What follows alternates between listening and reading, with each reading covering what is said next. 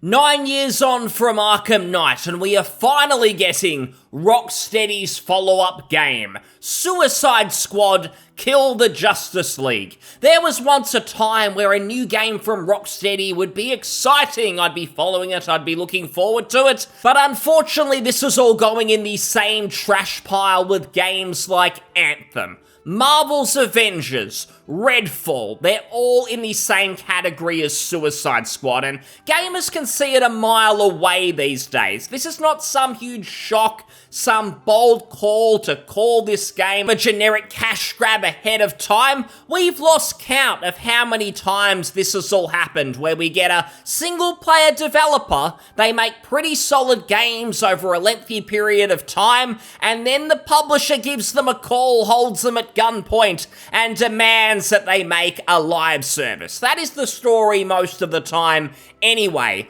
We've had enough of it, we won't be buying this, and it's going to be a flop. The industry, the media, they're calling that ahead of time. This game has no hope.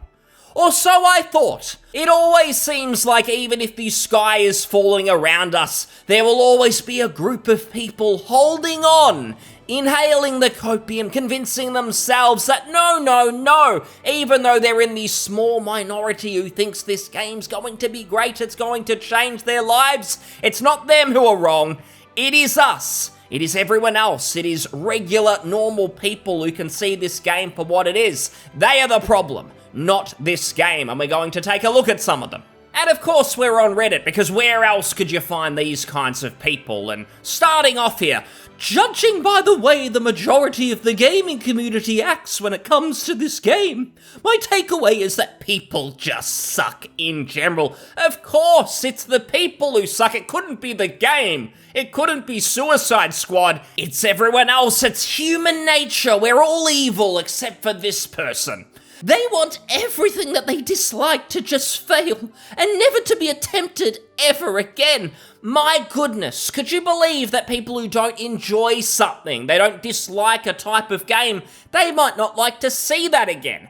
Especially when it's a developer who has made classic titles that they've enjoyed. The Arkham series is pretty good. Arkham City, even Arkham Knight's pretty solid. If you compare it to some of the open world games we get these days, it's a class above. The collectibles, even they take some thought. The Riddler trophies, they're not just pointless items on a map. You follow your mini-map around, there's no thinking involved. You actually have to solve a puzzle. I think the stories are decent. The gameplay, it's not purely because they're Batman games that they're pretty fun. It's everything else. I would probably enjoy those games to an extent, even if it had nothing to do with Batman. I'm not really some hardcore DC or Marvel person. I just like the games, and I want to see more of those. I don't want more Suicide Squads. We've had enough live services, so yes, I dislike them. I want them to fail, because I want games that I like to be successful. You can call me selfish, I don't care. I want to see quality games with integrity succeed. Games that were designed by people with passion. They had a dream, they want to make the game of their dreams. Not some sales and marketing, suit-wearing people in an office using spreadsheets, player metrics. How can we take all of the money from these people, these customers who we loathe? That is all Suicide Squad is. I don't care about it. This stupid mentality, paired with the herd mentality, and the inability to actually inform themselves about a game, these things might ruin gaming in the future. Well, excuse me, but is it not just possible that common sense has prevailed? People have looked at Suicide Squad and they've all come to the same conclusion. It sucks, it's got no passion, it's got no soul, people don't want a bar of it. But no, there's always going to be someone who says, oh, everyone else is just following the crowd. It doesn't matter if it's the entire Earth's population, they've all been brainwashed into hating this game. How about this? Over the years, we've had so many of these duds. Publishers, developers have tried to convince us that no, we don't want single-player games, as in we, the general public. Live service is where it is at, it's the future. Developers even want to make these games. They've had enough of this single-player crap. They're not having that. Live service to the future, to the moon. That is what we're told. And then every single time, the live service is fundamentally way worse than anything the devs have made in the past, despite usually having like triple the development time. There's barely any content. It plays poorly. There's barely anything to do. We've seen this story many, many times, and even the dumbest of people, they can see it now. They might have been fooled by an Anthem, by a Marvel's Avengers, and the Avengers actually sold okay at launch. It was just after people saw there's no content here. This game is trash. I'm going to move on. I'm going to go back to traditional game experiences that are quality, that are enjoyable the whole way through. None of these gimmicks, loot boxes, battle passes, all that garbage. People want real games. They don't want this. I reckon this all started with, say, Cyberpunk. That is an example of people getting massively hyped up and then kind of getting let down. And I enjoyed Cyberpunk. On PC, it was an okay experience, but it obviously wasn't the second coming of gaming like it was marketed as, and as some people tried to push it as. That wasn't the case. That was kind of that real big mainstream letdown, and that kept coming with even worse games, some of the ones that I've mentioned. This even extends to, say, something outside gaming. Crypto, NFTs, they had a big boom. Why is that? Probably because most of the gullible people bought them, spent money, then they lost money, they got rug pulled or scammed, and those same people, they learned. They thought, hang on, I lost a bunch of money, I'm not going to buy into more of this, I don't want to keep getting scammed. So that industry lost potential victims, they ran out of them, and then the whole thing crashed. It basically died. The same thing is happening with these live services. It's happened too many times. People aren't going to continue to get fooled, at least I hope so. I hope it's this person that's coping. I hope it's not me. I hope I don't find out I'm deluded, Suicide Squad sells gangbusters and gaming's dead again. I hope not, but the evidence suggests that I'm hopefully right on this. Baldur's Gate 3, it sold well. Tears of the Kingdom, many other single-player titles in 2023 did decently, whereas most of the live services, they're going nowhere. They're sinking. Even established ones like Destiny 2 aren't doing very well, and I love to see it. I don't care what you say about, oh, you just hate everything. I don't. There's games I enjoy, but I want to see more of them, less of this crap. So good to see. I want to see you fail. I want to see all of this fail.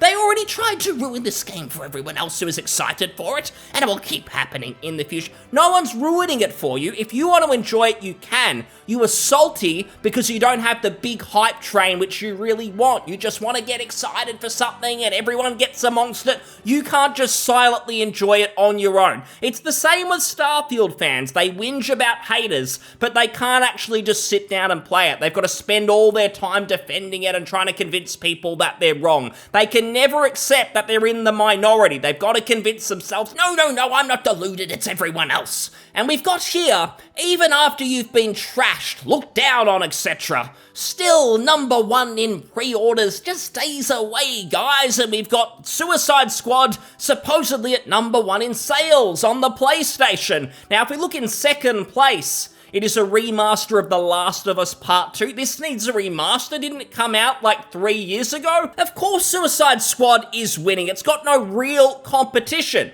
And I will hit you with a hot take. I do think Suicide Squad will sell copies. It'll probably sell millions of copies. But the game has been in development for 9 years. A few million copies is not going to be enough. It won't even break even. And it might be 9 years, it might be slightly less. There were rumors that Rocksteady were working on their own IP and they got moved to this a couple of years after that. So we'll be generous. We'll say maybe 6 or 7 years.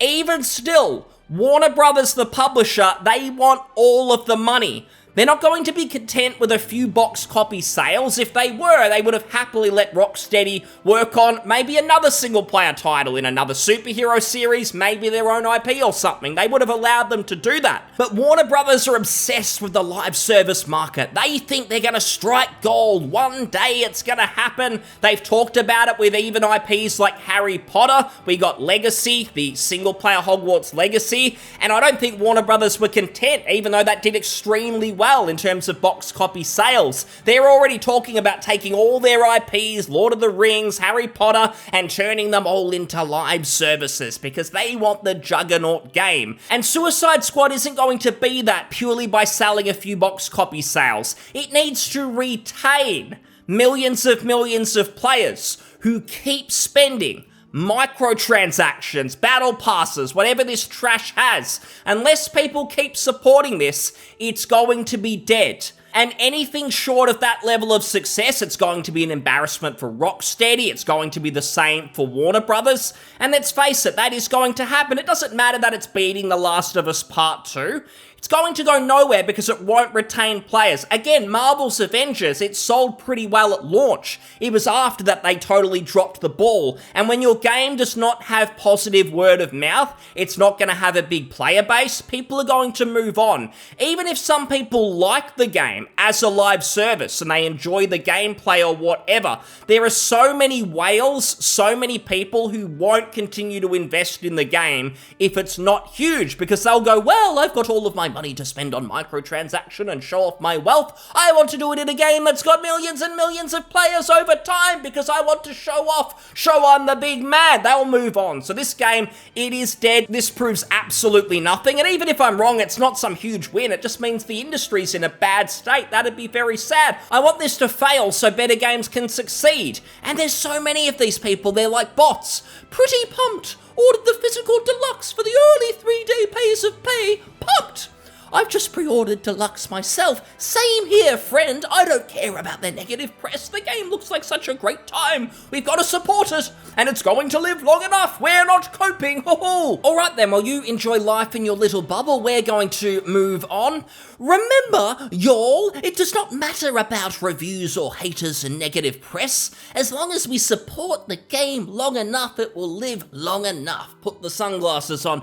It's up to us as the gamers. Do what we can to support it, and I'm sure Rocksteady will do what they can to keep us happy with more updates. I had to add happy in. I don't know what he's talking about. So that's just 2024, the modern era, isn't it? Where we're standing up for the little guy, and by little guy I'm talking about billion-dollar corporations like Warner Brothers. Yeah, they absolutely need your help. How about just letting them be held accountable for their decisions? They backed this pile of crap that no one asked for, no one wanted. It's not being made by genuine developers, it's being made by psychologists, the money people. Their aim is to trick you into spending money. No one could give a toss if you have fun with this or not. In fact, they don't even want you to enjoy it necessarily. They want your brain to think it's happening, but they want you to be addicted. You can't get off, you can't stop. You can only play this game. You're not going to waste your time on any other titles.